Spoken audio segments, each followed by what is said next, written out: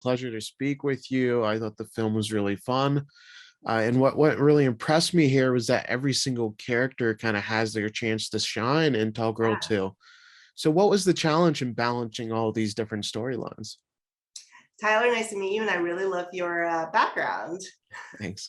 So yeah, and this is one thing you hit on something that really drew me to this project. I thought like all the supporting characters really got their moment and their arcs in this film. Even the villain from the first movie, who was very the one note mean girl, has her redemption and her arc. And I think, and that was something I think from the first movie to the second movie became more of an ensemble film. All the supporting characters became a lot more important and then just sort of balancing their stories.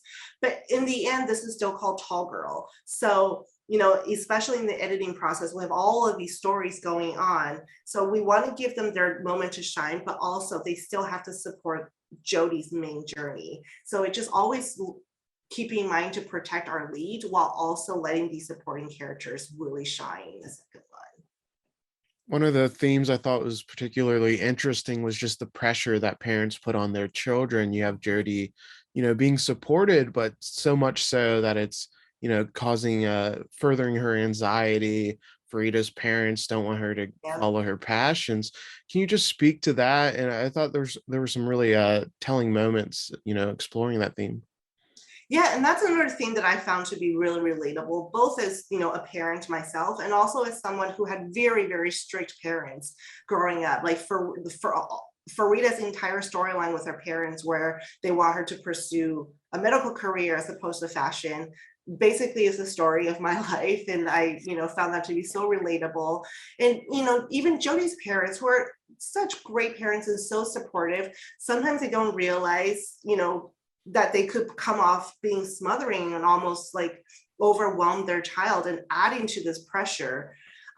So I think this is a great film also for just like parents to enjoy with their kids, and it could hopefully lead to a lot of conversation too, just in terms of what your actions are doing to your kids and how that might affect what they might be going through. Yeah, and anxiety is a big topic in this film, and everybody deals with anxiety, but not everybody has anxiety attacks. Can Yeah. you talk about what went into the portrayal of the anxiety attack that happens in the film? Yeah, so my DP went through a really big exploration process in terms of how we want to visualize the anxiety attacks. And we really wanted the audience to feel like they are in there with Jodie having an anxiety attack. So we shot all the anxiety attack sequences with a body cam mounted to Jodie. And our inspiration came from Requiem for a Dream, when Jennifer Connelly was walking down that hallway. Because like once you have the camera mounted on her, you could see her emotions so well. You're right there with her. And then in the sound design element, our sound designer Andy built these like crashing waves in the sonic design of the anxiety attack, because a lot of times when like these anxieties come and it manifests into a physical anxiety attack, it feels like waves crashing, so we built that into the sonic design. So hopefully, with the way that was shot and edited, and with the way the sound was designed, we could put the audience in the room and feel what Jodie is feeling at the time, and feel like you're actually having an anxiety moment.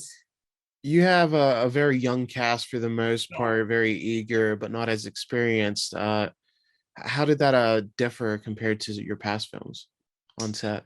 Yeah, so this was definitely the youngest cast I've ever worked with, but honestly, they are some of the most professional actors I've ever worked with.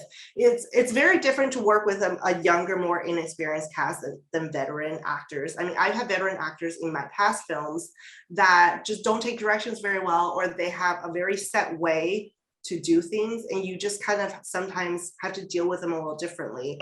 And with this cast, it was honestly probably the easiest cast I've ever had to work with, just because they are very eager and they are very, very open to notes and exploration. A lot of them also really love to improv and have fun.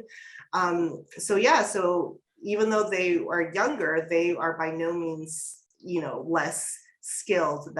All of them sort of brought their A game to set every day.